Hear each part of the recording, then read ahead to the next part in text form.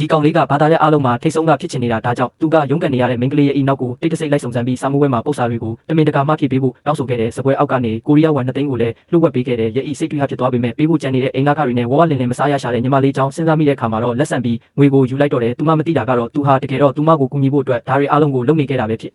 ်အဲ့ဒီအချိန်မှာပဲဟာနာကစာတင်ခန်းထဲကိုဝင်လာခဲ့တဲ့အခြေအနေကိုမြင်လိုက်ရတဲ့အခါသူမကြောင်ဟန်သွားပြီးသူတို့နှစ်ယောက်ကိုရှင်းပြဖို့တောင်းဆိုခဲ့တဲ့ရဲ့ဤဘာပြောရမှန်းမသိဖြစ်နေလို့မှပဲသူတို့လက်တွဲထားကြတာမလာ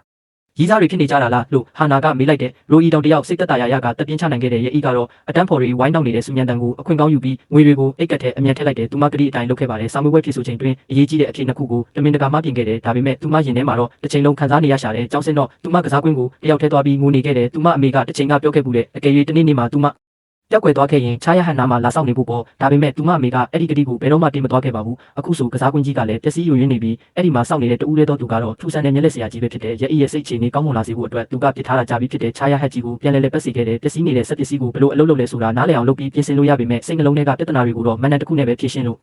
ရနိုင်မယ်လို့သူမကိုပြောခဲ့တဲ့ရဲ့ဤကတော့အဲ့ဒါကိုလုံးဝမယုံကြည်ခဲ့ပါဘူးဒါကြောင့်မျက်လက်စရာကသူမကိုယ်တိုင်တက်စီပြီးကြည့်ဖို့ပဲပြောလိုက်တဲ့ရဲ့ဤချားရဟက်ပေါ်မှာထိုင်နေရင်သူမရဲ့စိတ်အာရုံတွေကအသိစီတို့လွတ်မြောသွားခဲ့တဲ့မျက်လက်စရာကသူမဘေးမှာရက်ပြီးမန်တန်ကိုရွတ်ဆိုလိုက်တဲ့အနာယာစုမာနာယာချားရဟက်ကြီးကရုတ်တရက်အသက်ဝင်လာတယ်လို့ဖြစ်သွားခဲ့တဲ့ပြင်းကအောက်ခြေကနေကွာထွက်ပြီးဝေဟင်ထက်သို့ပြန်တက်သွားကသူတို့နှစ်ယောက်ကိုတင်ဆောင်လို့မြို့တစ်မြို့လုံးအနှက်အပြိုင်မောင်းနေခဲ့ကြတဲ့ဟန်မြေကူတရားပေါ်ကနေပြန်တန်းလို့မုံမြော်တိုက်ကြီးတွေကြားထဲကနေဖြတ်တန်းပြီးတိမ်တိုက်တွေကြားထဲမှာလွတ်လပ်စွာပြေးလွှားနေခဲ့ကြတဲ့အားလုံးပြီးဆုံးသွားတဲ့အခါရဲ့ဤစိတ်အာရုံတွေထဲကနေပြန်လည်နိုးထလာခဲ့တဲ့ဒါပေမဲ့အဲ့ဒီအချိန်ကစပြီးသူမမျက်လက်ပညာကိုညှင်းပယ်ခြင်းမရှိတော့ပါဘူးလက်တွေ့ဘဝကိုပြန်ရောက်တဲ့အခါရိုအီတောင်ကဘာသာရဲ့အားလုံးမှာထိတ်ဆုံးကနေအောင်မြင်စွာရပ်တည်နိုင်ခဲ့တဲ့ဒါပေမဲ့သူမျက်နှာပေါ်မှာတော့ပျော်ရွှင်ရေးအနှဲငယ်များမရှိခဲ့ပါဘူးခက်ခဲတဲ့အခြေအနေကနေရဲ့ဤလွတ်မြောက်တောင်းနိုင်စေဖို့အတွက်သူမနဲ့သဘောတူညီမှုတွေထပ်လုပ်ဖို့အကြောင်းပြချက်အသစ်တွေကိုအမြဲရှာကြံနေခဲ့တဲ့ရဲ့ဤကလည်းအဲ့ဒီအကြောင်းပြချက်တိုင်းကိုလက်ခံခဲ့တဲ့အချိန်ကြာလာတာနဲ့အမျှသူတို့နှစ်ယောက်ကြားမှာသဘောတူညီမှုတွေပုံမှုများပြားလာခဲ့တဲ့သူမအိမ်လက်ခအတွက်စိတ်ပူစရာမလိုတော့ပဲနောက်ဆုံးမှာတော့မျက်လက်စရာစီကနေမျက်လက်ပညာသင်ယူဖို့အချိန်ရလာခဲ့တဲ့ဒါပေမဲ့ရိုအီတောင်ကတော့ရင်ထဲမှာပို့ပြီးတော့ပဲခံစားလာရတဲ့သူမအပေါ်တန်ရောစင်ရှိလို့ကူညီပေးနေခဲ့တာဖြစ်ပေမဲ့ရဲ့ဤကတော့သူ့ကိုအမြဲတမ်းအကွာဝေးတစ်ခုကနေပဲဆက်ဆံခဲ့တယ်သူမကမျက်လက်စရာနဲ့ရှိနေချိန်မှာတော့စိတ်ရင်းနဲ့ပြုံးနိုင်ခဲ့တာဖြစ်တယ်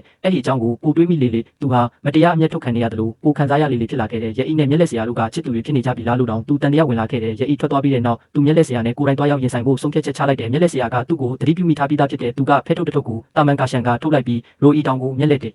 ်ခုစမ်းကြည့်ချင်လာလို့မေးခဲ့တယ်ရိုအီတောင်ကဖဲချက်တွေကိုမြေကြီးပေါ်ပုတ်ချလိုက်ပြီးမိန်းကလေးတွေကိုဆွဲမက်စေဖို့အပေါ်စားမျက်လက်တွေမလိုပါဘူးလို့ပြောခဲ့တယ်မျက်လက်စရာကစိတ်ဆိုးခြင်းလုံးဝမရှိခဲ့ပါဘူးအဲ့ဒီအစားရိုအီတောင်အတွင်းခံပေါင်းပြီးဝတ်ထားသလားလို့ရုတ်တရက်မေးလိုက်တယ်ရိုအီတောင်အဲ့ဒါဘာအတိတ်ပဲလဲဆိုတာမစင်စားမိခင်ပါနဲ့သူ့ရဲ့အတွင်းခံပေါင်းပြီးကမျက်လက်စရာရဲ့လက်ထဲကိုရောက်ရှိနေပြီဖြစ်တယ်ရှက်လုံးလို့သူ့မျက်နှာတစ်ခုလုံးညင်မြန်းသွားခဲ့ရတယ်ဒါပေမဲ့သူလက်ထွက်သွားတဲ့အခါမှာတော့မျက်လက်စရာကသူ့ကိုစနောက်လိုက်တာဖြစ်ကြောင်းသဘောပေါက်သွားခဲ့တယ်ရိုအီတောင်ဒေါသပေါက်ကွဲသွားပြီးမျက်လက်စရာကိုပြောချင်းအောင်ဆောင်နေတဲ့လူရှုံးတစ်ယောက်ဖြစ်လောင်ပြောင်ခဲ့တဲ့မျက်လက်စရာကပြန်လည်ငင်းခုန်ခြင်းမပြုဘဲသူ့ဘေးကဓာတ်ပြဖွင့်ဆက်ကိုပဲလှမ်းကြည့်လိုက်တယ်ဓာတ်ပြဖွင့်ဆက်ကအလိုလျောက်လက်ပတ်လာခဲ့တယ်ရိုအီတောင်တယောက်ရုတ်တရက်ကိုယ်တိုင်ကကြီးမားကျယ်ပြန့်တဲ့စာတင်ခန်းကြီးတစ်ခုထဲမှာရောက်နေတာကိုတွေ့ရှိခဲ့ရတယ်သူ့ပတ်လည်မှာចောင်းသားအမြောက်များထိုင်နေကြတယ်လူတိုင်း